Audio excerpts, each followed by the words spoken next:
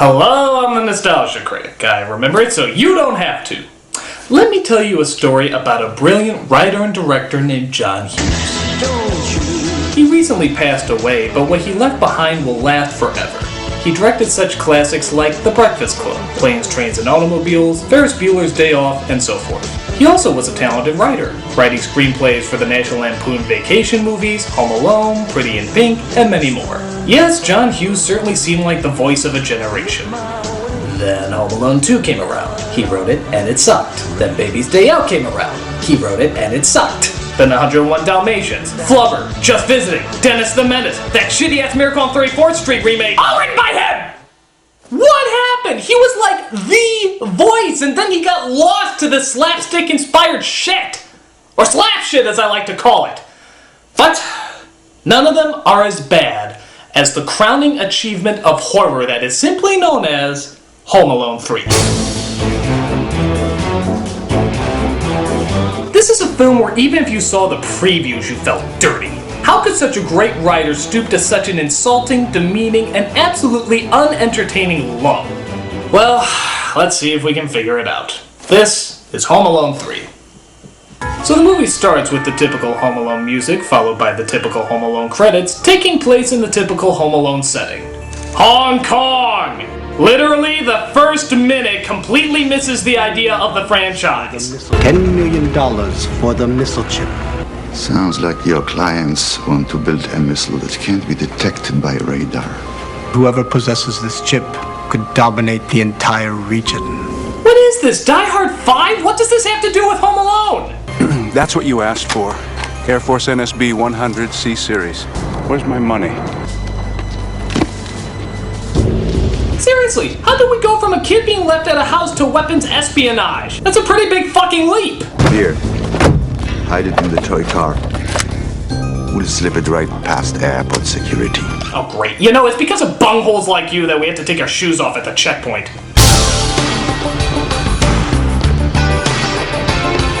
But unfortunately, the bag gets switched with some lady, and the spies panic in order to find it. She's leaving. So they get the number of the cab through their glove cam as they pin down the area where the woman was dropped off. And seeing how it's a John Hughes movie, my guess is it's in a Chicago suburb where everybody is rich, quirky, and white. Oh, what a shock! All done, Mrs. S. You were supposed to deal with the snow promptly, weren't you? Yes, but... Butts are for ashtrays. I don't care for excuses. We had an understanding, and you broke it. Your word is worthless. Sorry, that'll be no charge, Mrs. S. So you can tell the neighborhood I stiffed you on a snow removal job. Sheesh, this woman's as compassionate as a punch to my ballsack. Consider this your payment. I have no use for the silly thing. Thank you. This little boy is Alex, not Kevin. Alex. He doesn't even know Kevin. That's because Kevin's not in this movie. None of the original characters are in this movie. This is because nothing about this movie has anything to do with Home Alone, despite the fact that it carries the name Home Alone. So, why does it carry the name Home Alone? Because it's a goddamn horrible movie! So it turns out Alex has the chicken pox, which means he has to stay home from school. Hey look, Scarlett Johansson's his sister. I already made a Lost in Translation joke in North, so let's move on. As Alex stays at home, he starts looking through a telescope at Mrs. Hess's house with his pet rat Doris. Look, Doris.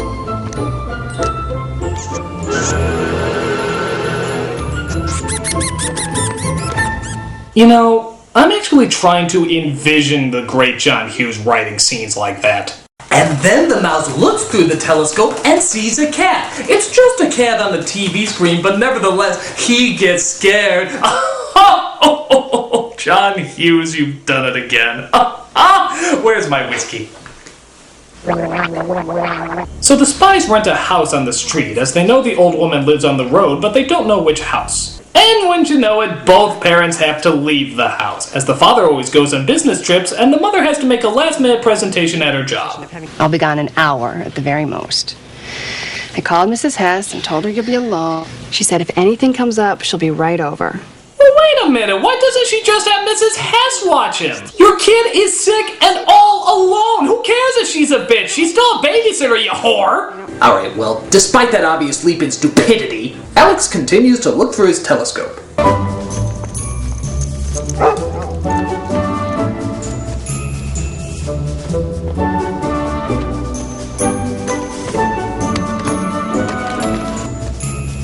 So while looking through his telescope, he comes across the spy sneaking into one of the houses. Like a reasonably smart kid, he calls 911, but the spies escape before the cops can see him.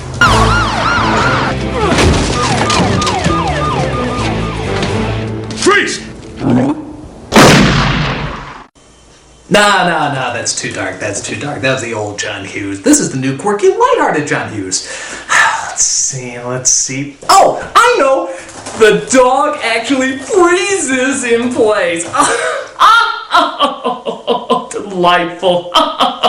Where's my Epson? So both the mother and the cops think Alex made up what he saw and don't look into it any further.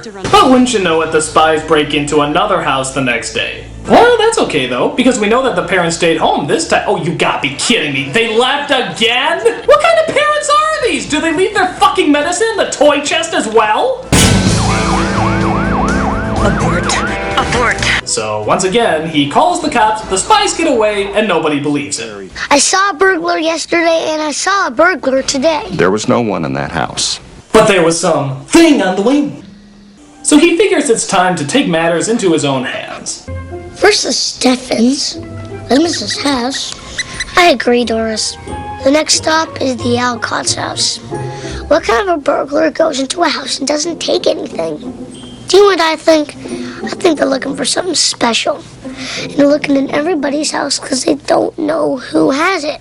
Yes, it appears we'll need more than elementary in this matter. Doris, fetch me my violin.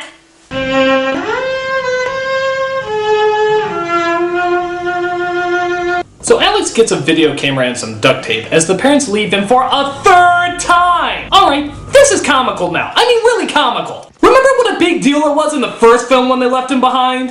How could we do this? We forgot him. Just horrible. What kind of mother am I?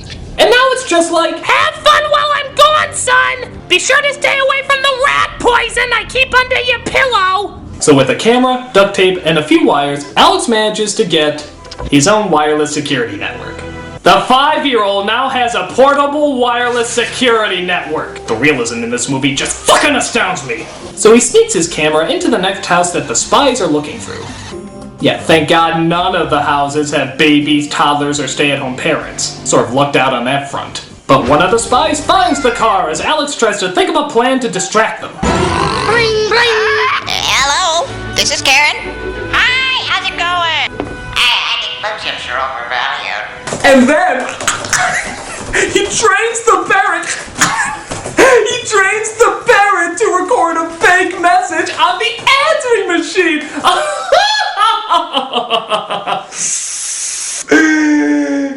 But that plan seems to backfire as the spies get the car and examine the video recorder on top.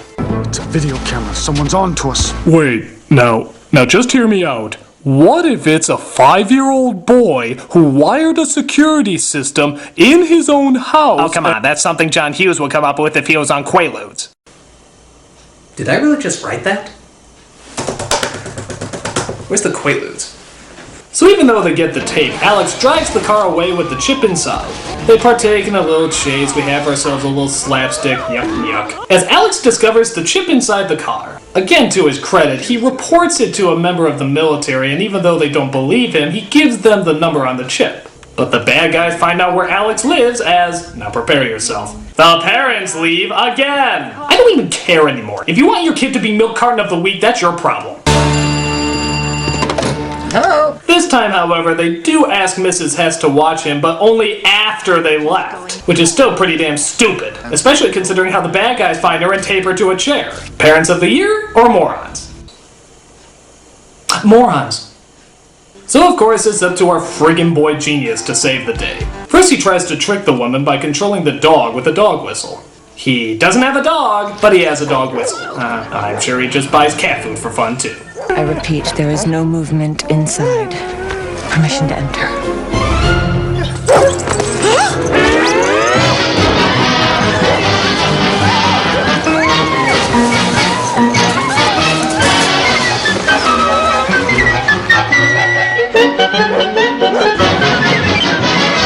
The other spies tried to get through the back, but of course he has traps for them too.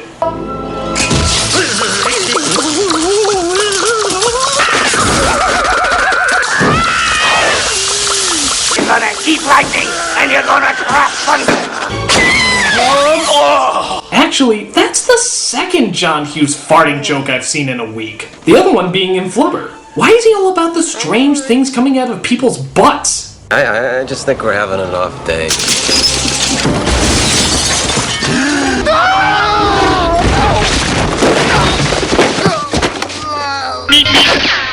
Hunger? Oh no! It's not like I can just walk away from the water. That would coincide with my phobia of not walking away from the water. Oh damn my extremely odd and unbelievably rare neuroses. So yeah, we get the traps just like in the other two movies, but these traps are like really friggin' precise. Like he has to know exactly what spot they're gonna be on and not be a centimeter off. Gotcha! And look at this! He cuts holes in the house! How the hell did he do that? Did he call Ace Hardware to set these up? Ouch. Watch this scene. It's not even funny. It's like something out of a horror movie.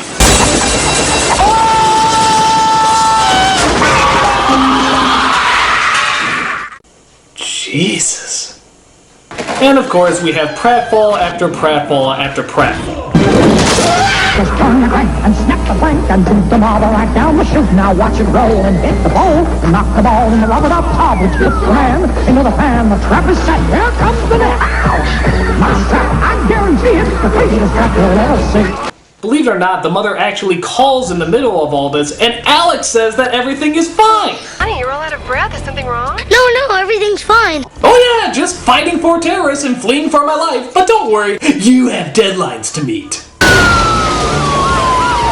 But it turns out the number on the chip got to higher authorities as they pull Alex's mother and his siblings aside for questioning. It's Alex.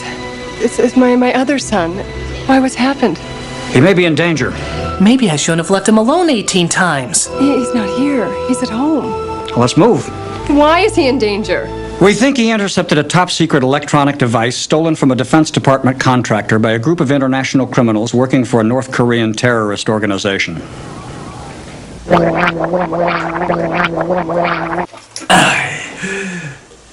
Period. Meanwhile, the mayhem continues at home. Now, you little rat! I got it! Say, you ever notice that these secret agents suck? Recognize this? How did he get outside? The same way you're gonna get outside. Oh. Is it me or did he turn to Christopher Walken there? Oh. I don't know. So without giving too much away, oh who the fuck cares? They scream and get hurt. Surprise! So he frees Mrs. Hess as the cops finally arrive and take the spies away. Oh, Alex. I'm so sorry. Oh, for what? Every possible thing a parent can do wrong? 7 years I've been after this guy. He always manages to slip away. And now a 5-year-old catches him. This is the worst day of my life. Thanks. Wait a minute! There's still one more spy on the loose! But it's okay, a parent operating a toy car, lighting a match, and setting off a series of explosions has it totally under control. Dr. fucking Doolittle couldn't get an animal to do all that! So after all is said and done, what does the film finally end on? The father giving his son a race car as a gift. Oh, the irony! Oh, the irony. Gentlemen, start your engines! Ran overboard! There! I did it! I finally did it! I wrote the worst Home Alone script ever! I know I'm contractually obligated to write at least one more movie, but the script is so bad that no studio would ever buy it! What are they gonna do? Hire the director of Beverly Hills Chihuahua to direct it? No studio's that stupid! John Hughes, you're a genius! We'll take it. My career is over!